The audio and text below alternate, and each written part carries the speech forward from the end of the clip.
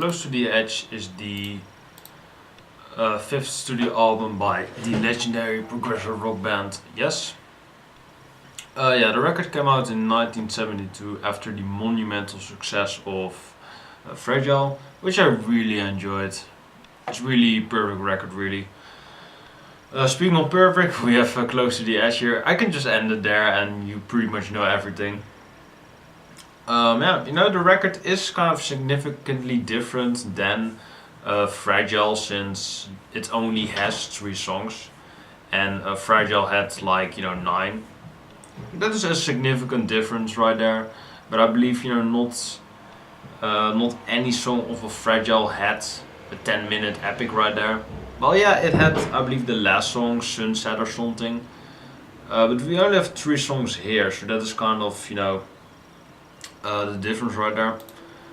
So we start off with Close to the Edge, and this is, by the way, requested by Flexible Music Lover and Off Time Guitars. They both really wanted me to do this record.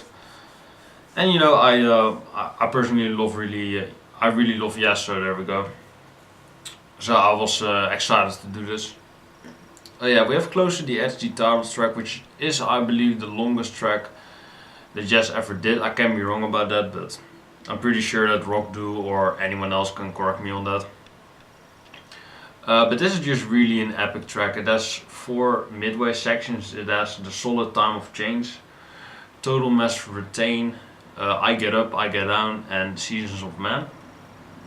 The first midway section, or the first transition, rather the first part, being relatively slow and being relatively, build-up section. With the second verse being a bit more heavier on the side, being a bit more progressive, being a bit more in your face. While the third version is definitely, a mixed way of emotions. I get up, I get down. Yeah, and of course, Seasons of Man just closing it out perfectly, really. Just tying all knots together with this fantastic, song in its entirety. Yeah, it has a lot of diversity to it.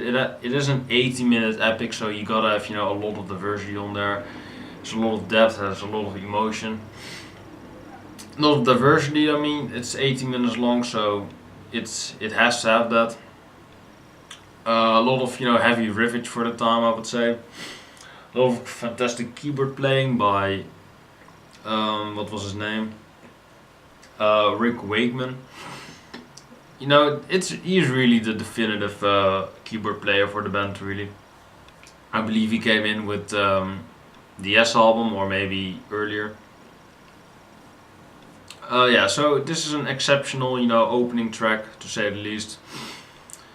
That's arguably the best Yes song of all time, but that's of course debatable. Yeah, and that is the entire side 1, just that song, so. We will go to side 2, which is And You and I.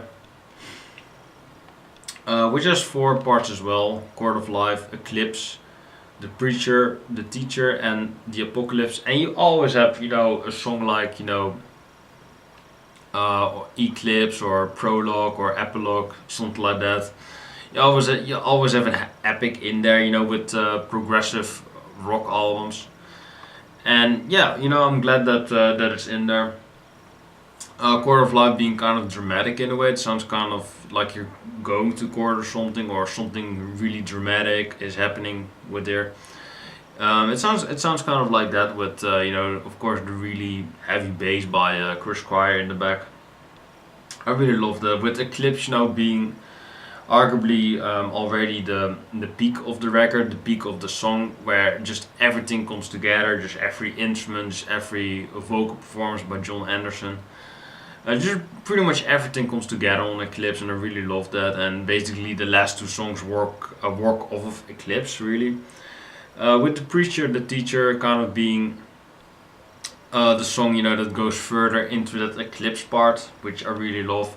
And The Apocalypse just kind of being the ending, the kind of explosive ending that Yes is known for their epic closing songs. It's not a closing song, but it's the closing of the epic 2-parter in a way, Close to the Edge and You and I. So this is a fantastic, fantastic progressive rock song. It's yeah, it's up there with "Close to the Edge" as one of Yes's best songs for sure. And then we have Siberian Khatru. Yeah, this song being really kind of the more catchier song, like I've Seen No Good People and Roundabout. It's kind of one of those songs because it's the only song under 10 minutes. But it's still an epic because it's still like in the 9 minute zone, almost 9 minutes, 8 minutes and 55 seconds. But this song is just really flashy. I just really love that it's colorful, it's creative, it's original, it's progressive of course. It's written by John Anderson. This entire record is written by John Anderson, and the first song is co-wrote it with Steve Howe, who is I believe the guitarist of the band. Yes, he is, and he does backing vocals. So yeah, this last song is kind of a fitting way to close out the record. It kind of reminds me of "Lucky Man" by Emerson, Lake and Palmer. They close out. They all have really progressive and really synthy like songs on their record, and then the last song is kind of the more simplistic big hit of the record, which is for Yes, it's Siberian Khatru. Although I'm not sure if it is a big hit by Yes, but it's it has the most commercial feel to it because it's the shortest. It can be a radio edit because it's pretty difficult to edit Close to the Edge. I mean, yeah, the self-titled track. And actually, if you go to the singles, which were singles from Close to the Edge, actually, And You and I Part One is or was a single twice together with a Roundabout, so I don't really understand that. So Siberian Khatru was not a single, but it was tied together with Roundabout, although that's on the last record, Fragile, which is pretty strange, I think, but still. But this song is really original. I really love the closing side of this song. It has a really fantastic name as well, Siberian Khatru. I'm not sure what that means, but it just sounds fantastic. I'm pretty sure somebody can let me know in the comments, but I mean, if you don't know it or if you don't want to, say it, then it's still a fantastic title and it's still up for imagination what it means. So there's that. Yeah, and overall, this is not a really long review because it only has 3 songs, but this is just a fantastic record. It's like not even 40 minutes long. It's like 38 minutes. It's 37 minutes and 51 seconds. I really love the cover art as well, with the kind of greenish undertone that it has and the black, what is it? The black background, or behind the Yes, the Yes cover with Close to the Edge to it, with the kind of, the kind of lines between it. I'm not sure what it is, but it looks progressive as hell. So there we go. I love the color blue with the green Yes logo. Gotta love that. Gotta love how they rock their logo. Yeah, and I mean, I don't really have anything more to say about this record. It's arguably even better than Fragile, although that is of course up for debate. But I just think this record is more progressive, has the better songs overall, it's more consistent. I just think it's a slightly better record, although it's very close. Yeah, I mean, I give that record a 10, and I mean, me saying that this record is better than Fragile, you know the rating, it's a 10 of course. It's of course one of the, it's of course one of the classics of progressive rock. And if you haven't checked it out already, you should really do it because it's one of progressive rock's best, for sure.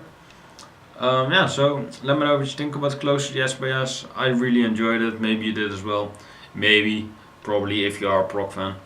Let me know in the comments down below what you think about it. I really loved it. Let me know what you want to see next in the upcoming review. More Yes, more prog, more metal. Just let me know in the comments and I will do it.